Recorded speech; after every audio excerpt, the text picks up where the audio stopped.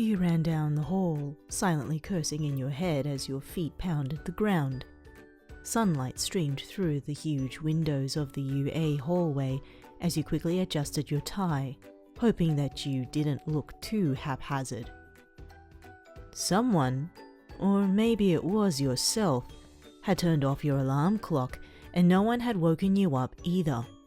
You ended up waking up almost an hour late and you immediately panicked and got ready very quickly.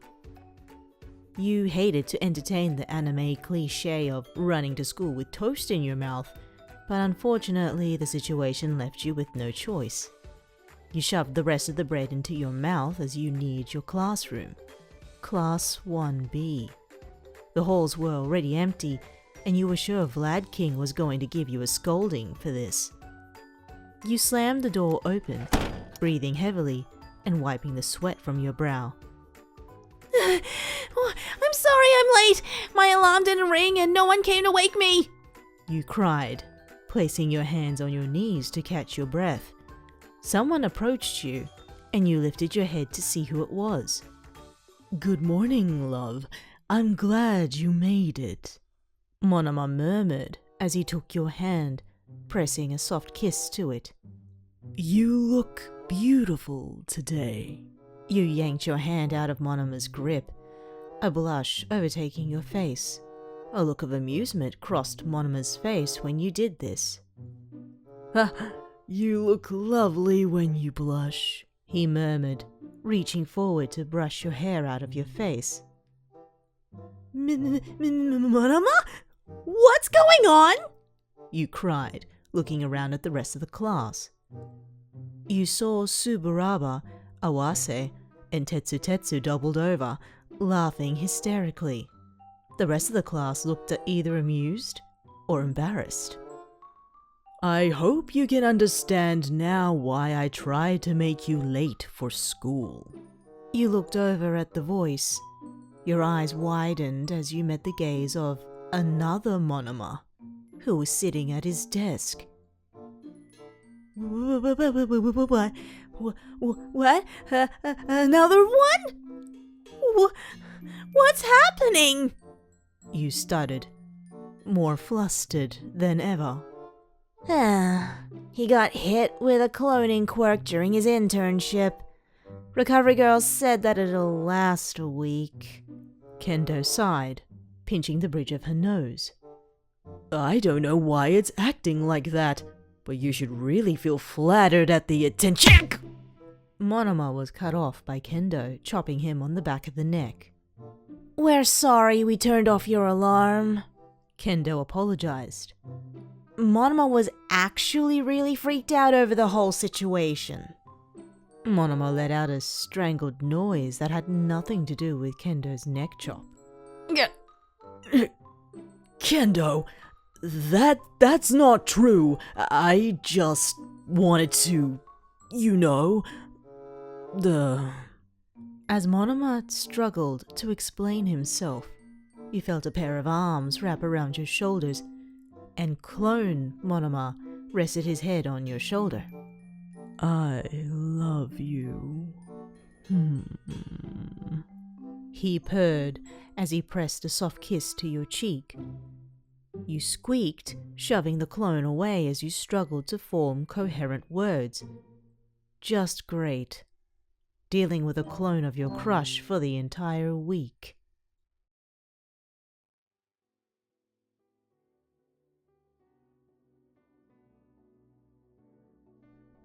"Can I carry your bag, love?" Clone Monoma asked as the two of you walked out of the main building. You shrugged, half-heartedly, your heart stuttering in your chest at the way he addressed you. Clone Monoma smiled, reaching out his hand to take your bag as he dropped it into his. You flushed, realizing just how pretty Monoma looked when he was genuinely smiling, instead of his usual conceited smirk. The days are getting shorter," Clone Monoma hummed as he slung your bag over his shoulder. "It'll be fall soon." He was right. The days were getting shorter, and the leaves were just starting to turn their lovely shades of orange. The two of you were silent as you continued to walk. You wondered where the real Monoma was. Since the week had begun, he'd been oddly quiet, and frankly, your class wasn't the same without the occasional bragging comment from him. You felt something brush against your hand. You turned to look at Clone Monoma as he gently took your hand in his. You flushed, stopping as Clone Monoma gazed lovingly into your eyes. The afternoon light makes you glow, darling. Not that you weren't an angel already, he murmured, brushing your hair out of your face. You choked, stuttering out a barely coherent thank you. The afternoon sun wreathed Monoma's handsome face in a gentle halo of light. The loving smile on his face sent your heart into a frenzy. Although you'd never admit it, Monoma had a bigger effect on you than he realized. I love you so much. I can't even stand it, Clone Monoma confessed, leaning closer to you. He was close, probably close enough to feel the heat radiating off of your face. You wondered whether or not he could hear your heart. You sure could. It was pounding in your ears. Love? Clone Monoma wrapped one arm around your waist, using his other hand to intertwine his fingers with yours. You felt your self-control slipping away as you gazed into his beautiful blue eyes. Clone Monoma closed the distance between you, capturing your lips with a gentle kiss. His kiss was soft. It wasn't a deep kiss, but it was a loving one. It was full of feeling, expressing Monoma's true emotions and love for you. You leaned into him, craving for more. You wanted to freeze time like this forever. Monoma's lean body pressed against yours in the afternoon heat. When you finally broke apart, you were breathless, your face completely red. Clone Monoma smiled at you lovingly, hugging you against him. I love you so much, darling. We love you so much. I just wish we didn't let our pride get in the way, he whispered in your ear. You froze, processing the clones' words in your head. What do you mean? You asked, regretfully pulling away from the hug. Clone Monoma laughed, gently tugging on your hand. Hopefully, you'll find out soon. He smiled, pressing a finger to his lips. You couldn't help but laugh as you fell into pace next to him. Maybe it was for the best that you didn't see Tokage watching you from the trees.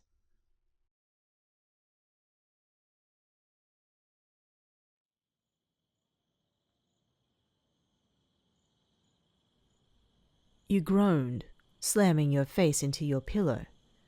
Why did you kiss him? Why did you kiss the clone? And what did the clone mean? Did it mean that Monoma liked you back? Thousands of questions ran through your head, leaving you with no time to process any of them. Now that the week was over, you no longer had to worry about an overly affectionate Monoma. But you also felt a hole in your heart from the absence of him. Crickets chirped outside the dorm room, and the soft moonlight cut through the room, providing you with an excuse as to why you couldn't sleep. You loved Neito Monoma, and you had no idea what to do now. A knock on your door surprised you out of your thoughts. You sighed, tossing the pillow to the side as you rolled out of bed. Oh, who could it be at this hour? You muttered as you opened the door. You swung it open, rubbing your sleep-deprived eyes. Hello there. My, your hair is a disaster. Is this what you look like before you brush it? Monoma smirked. You squeaked, barely managing to restrain yourself from slamming the door close. Monoma? What are you doing here so late? You stuttered. Monoma rubbed the back of his neck, a lazy smile on his face, but you noticed how he was fidgeting slightly. Was he nervous? Can I come in? I need to talk to you. He finally asked. You sighed, opening the door wider. Oh, it's late, Monoma. Make it quick, okay? Monoma hummed in agreement as he stepped over the threshold into your room. He sat down on your chair as you closed the door. What is it? You asked as you sat down on your bed. Monoma rubbed the back of his neck again, biting his lip. Do you like me? He asked. You froze, feeling a blush spread over your face.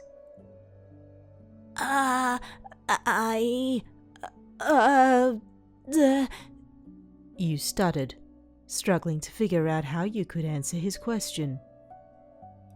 Monoma leaned onto the back of your chair. He was no longer sporting a lazy smile. He looked almost embarrassed, in fact.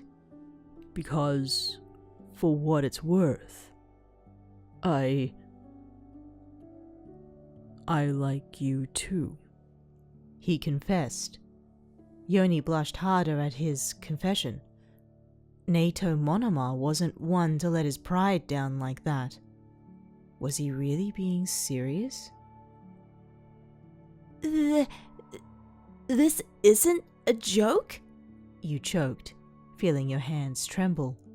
Monoma sighed irritatedly, standing up from the chair to kneel down next to your bed. He took your hands in his, gazing up into your eyes. You weren't imagining it. He was blushing. I'm not joking, okay? Monoma spoke. The clone, it's a representation of my true feelings. I love you, okay? You have such an effect on me that my heart pounds every time you're close to me. Do you have any idea how hard it is to keep up my composed self around you? It's really difficult for me to say this, but I was nervous, which is very unlike my usual self. Monoma confessed. You gently reached forward, running your fingers through his blonde hair. Neito, thank you for telling me, you whispered. Neito's head shot up to look at you at the sound of you using his given name. You gently squeezed his hands, a blush dusting your cheeks. I love you too, Neito. A grin spread across his face as Neito stood up, gently putting his arms around you. He leaned backwards onto your bed, laying down with you in his arms and burying his face in the crook of your neck. Of course you do. Who wouldn't? Monoma chuckled, his usual confidence renewed. You scoffed, giving him a gentle slap on the arm. I love you, you dumb copycat, you murmured, wrapping your arms around him.